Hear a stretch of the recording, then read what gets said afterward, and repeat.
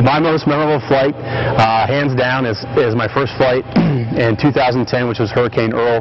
We were flying it out of Barbados, and it was the first time that I had ever been in a storm, been in the seat, and it was that night. I remember making my first eyewall penetration, and couldn't see anything. It was pitch black out, a lot of lightning, and we went through the eyewall and I could see the other side of the other eye, or the other eyewall on the other side of the storm, and you could see it on radar. You couldn't see anything because it was dark, and all of a sudden a big burst of lightning just lit up the entire eyewall from below me to 40,000 feet above me. And at that moment I realized, hey, you're flying into a hurricane, and this could be this is pretty dangerous. But that's definitely my most memorable flight. I'll always remember it till the day I get old. My most memorable flight is probably Hurricane Katrina, before it made landfall in 2005. I flew into the storm twice. I flew into the storm once before it came across Florida in the Fort Lauderdale area. That was on, I believe, a Friday. And then Saturday the storm was over Florida, and then got ready to come into work and fly the storm again on Monday. And I was really surprised at the size of the storm. It kind of blossomed overnight and became, the Category 5 storm that it was. And once we got out, we took off, we flew into the storm. Just the amazing size and the speed, and I hate to use the word, but the beauty of the storm once you're inside of it. Just the way the eye looked, how big it was, how stable and how powerful it was. It was a very memorable storm to fly into. My most memorable flight so far would have to be just this past year, 2012, our last flight into Hurricane Isaac, when it was a hurricane right before it hit New Orleans. And this is because it kind of just sat there, and we were flying right around dusk, and as we were penetrating the center, it was absolutely beautiful. The swirl of the clouds on the ocean surface temperature and the structure of the eye wall around it as the sun was setting was one of the most beautiful sights that I've ever seen. I think the most memorable flight for me was in Hurricane Katrina. We had just left the storm, and it had just become a Category 5 hurricane. This was the Sunday morning before it made landfall, and as we were leaving the storm, we were actually listening to the radio broadcast in New Orleans of a priest who was saying a prayer for the city. And it was kind of a profound moment that we were the folks who came in there and were the first people to discover that it was a Category 5 storm.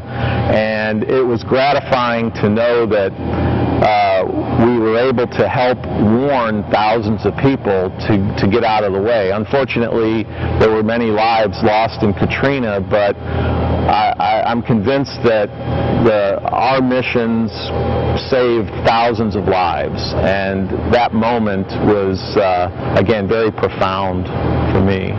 I lived in Miami during Hurricane Andrew, and so I flew a synoptic flow mission in Andrew where the realization came about that storm could not go any farther north. It was going to come straight west, and straight west was the Miami area, so we knew we were in big trouble, and that was certainly one of the scarier ones. But the one that in my mind's eye is the most clear was coming into the center of Hurricane Hugo just before it made landfall in Charleston, South Carolina, and looking down and watching the entire coast suddenly go dark.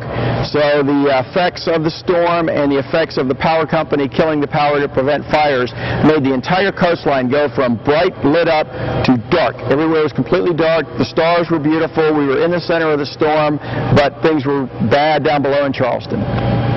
My first hurricane flight was in 1998, and that was Hurricane George. Hurricane George was in the middle of the Atlantic, and it was a Category 4. It was my most memorable flight because it was my first one, and because it was just something that I'd never experienced. When we went into the storm, it was actually the most beautiful thing I had ever seen, and several of my colleagues that have been flying for many, many years had never seen quite a spectacular view of the hurricane as Hurricane George looked when we went in the storm. So it was essentially your what we consider your classic hurricane. It had a beautiful eye in the sense that it was clear and calm. So once we went through the storm, we penetrated through the eye wall, and then we were in the eye, and it was like a stadium effect of the eye wall. So if you were to imagine yourself standing in the 50-yard line of a football field, and imagine the seats all being like a wall of clouds, that's essentially what it looked like. And it was a bright, sunny day, and to me, I was basically sold in this type of career, and that's why I continue to enjoy flying into storms. My most memorable flight was Hurricane Hugo on the 15th of September 1989. We took off out of Barbados with two P3s. The flight plan was one P3 would go through the center and map the way I described the figure 4 patterns, and the other plane would fly around the periphery dropping drop zones to map the structure around the periphery of the storm. We also had a module in there where we would descend to the lowest altitude we could if it was safe. The problem we had was we had tried this experiment 3 or 4 times, and every time we tried it, and a matter of fact we tried it 2 weeks before, something would break, and we'd have to postpone or cancel part of the mission. So we decided to do the low-level pattern first. Now we took off. You have to remember 1989, satellites were available, but they weren't great. There hadn't been a reconnaissance aircraft in the storm yet because we were just approaching the Leeward Islands. And we didn't realize, being in Barbados, all we had were facsimile maps.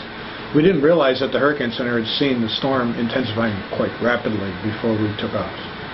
So we took off expecting a Cat 2 storm of about 100 knots. And as we approached, we saw this very tight circulation, but of course we had problems. We had a radar break, we had to fix the radar circle. We were kind of all thinking about other things than looking at the weather. And then we were flying at 500 meters, or 1,500 feet, right into a Cat 5. And actually it was asymmetric, so the structure was pretty smooth on the way in from the direction we approached. But then we rapidly hit the wind increase. It went up about 80 knots in about 10 seconds. It peaked at about 170 knots. And there was a double peak, and then it dropped from 170 knots to 40 knots in 3 seconds. At that time, we were being bounced around pretty good. The whole inside of the plane was trashed. And somebody said, "I see flames coming out of engine number 3. At that instant, we pulled the fire bottle, shut the engine down, and we broke into the eye, and it was a tiny little eye. And because we were flying in the crab manner, when we broke in, the engine that was out was on the right side. We were leading with our right wing, and it looked like we were going to fly right back into the eye wall. So the only thing we could do was to turn into the bad engine, which lost lift. We descended down to 700 feet, could see the water really clearly as we did a pirouette in the clear. Then we started to climb, and we orbited in the eye 15 times in an hour before we could get out. And we climbed up to 2,000 feet in that time. That data set is a phenomenal data set, I must say.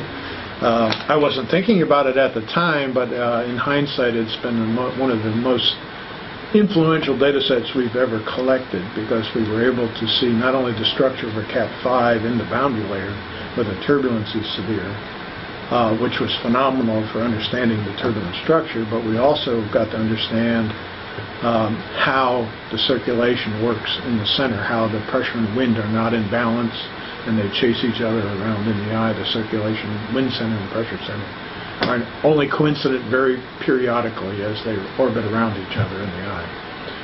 So it was a pretty amazing flight. It scared me to death.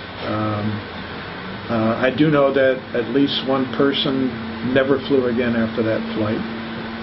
Most of us took a down day and got right back on another airplane and flew on the 17th as it hit St. Croix and trashed St. Croix really badly, and kept flying it as it came up to the Carolinas. So that was my most memorable flight.